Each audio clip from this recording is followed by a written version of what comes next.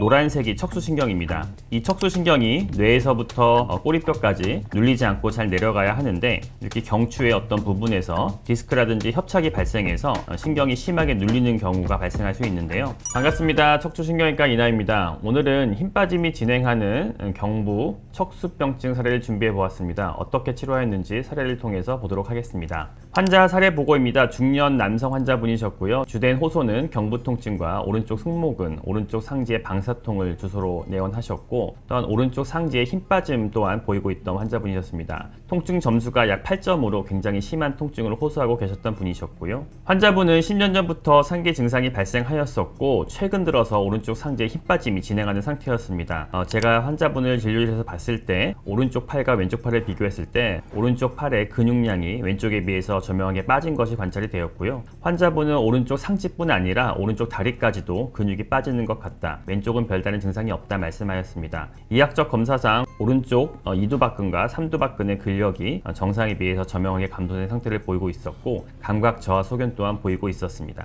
수술 전 사진입니다. MRI 사진을 가져와 봤는데요. 맨 왼쪽에 시상 단면 사진을 보시면 경추 5번과 6번 사이에서 심하게 디스크가 뒤로 탈출되어서 척수신경을 저명하게 누르고 있는 소견이 보이고 있습니다. 가운데에 단면도 사진을 보시면 5번, 6번 디스크가 검은색으로 보이고 있는데 이 부분이 뒤쪽에 신경 쪽으로 돌출되어서 신경을 압박하고 있는 것이 관찰되죠.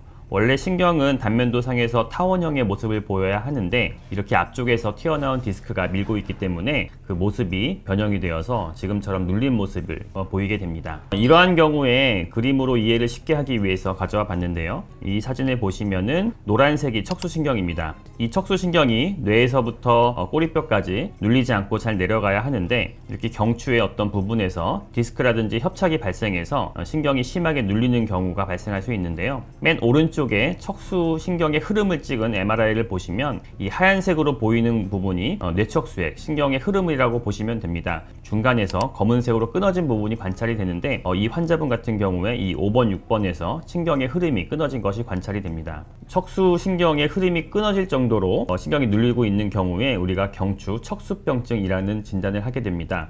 이 경추 척수병증인 경우는 척수의 중심신경의 손상이 진행하기 때문에 단순히 통증이나 저림감을 넘어서 감각 저하 또는 힘이 빠지는 힘빠짐, 위압감을 주소로 내원하는 경우가 많이 있고요. 이런 경우에는 내시경적 치료보다는 전방으로 접근하여서 튀어나온 디스크라든지 협착을 확실히 제거를 하고 그 이후에 관절이 움직이지 않도록 고정술, 유합술을 하는 것이 원칙으로 되어 있습니다. 그래서 환자분께는 전방 경추 유합술을 설명을 드렸고 수술을 진행을 하였습니다. 맨 왼쪽 사진을 보시면은 수술 자세를 찍은 사진인데요. 전신 마취를 한 상태에서 목을 수술하기 때문에 이렇게 목을 노출해 놓고 소독을 한 상태입니다. 이 사진이 전체 수술을 거의 다 이제 마칠 때 사진인데요.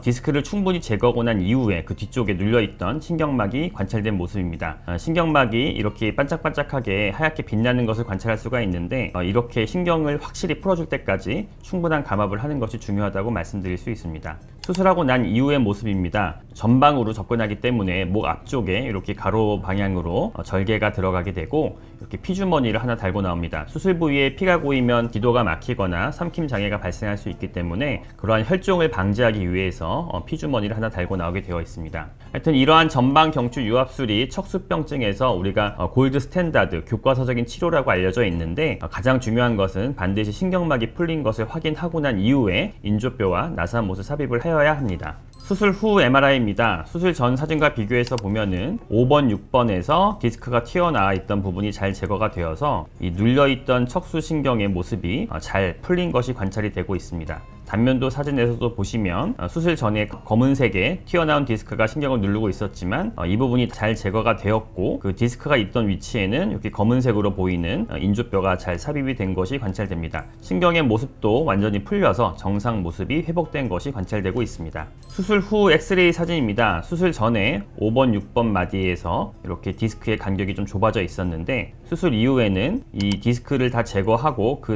빈 공간에 인조뼈를 삽입을 하였기 때문에 5번과 6번 뼈의 간격이 좀 벌어진 것이 관찰이 되고요. 움직이지 않도록 앞쪽에 금속판을 대고 나사못을 삽입을 해서 단단하게 관절을 고정해준 그런 사진입니다. 수술 후 경과입니다. 마취는 전신 마취를 진행을 하였고요. 수술 시간은 약 1시간 20분 정도 소요가 되었습니다. 수술 후 환자분은 오른쪽 팔과 손의 힘이 나아지는 게 느껴진다고 말씀을 하셨고요. 다리 쪽도 힘이 더 들어가서 보행 시 더욱더 균형 잡힌 모습 보였습니다. 별다른 통증 없이 수술하고 나서 이틀째 퇴원을 하셨고요. 환자분은 한 달째 재외래 내원하였습니다. 환자분은 통증이나 저림감은 특별히 없다고 말씀하고 계셨고, 오른팔의 힘이 이전보다 더 나아져서 이제 거의 다 돌아왔다고 이야기하셨습니다. 또한 일상생활에 전혀 지장 없이 잘 지내고 있다고 말씀하셔서 환자분께는 약 3개월 뒤에 다시 한번 엑스레이를 찍기 위해서 내원하라고 안내를 해드렸습니다. 오늘 준비한 사례는 경추에서 발생한 척수병증 사례를 한번 보았습니다. 디스크가 심하게 터지거나 협착증이 심하게 발생하여서 중심 척추 신경이 심하게 눌리는 경우에 사지마비 등의 증상이 올 수가 있는데, 이러한 경우에는 내시경적 치료보다는 전방 경추 유합술을 통해서 병변을 확실하게 제거하고 그 관절이 움직이지 않게 하기 위해서 유합술을 충분히 해주는 것이 가장 중요하다고 볼 수 있습니다.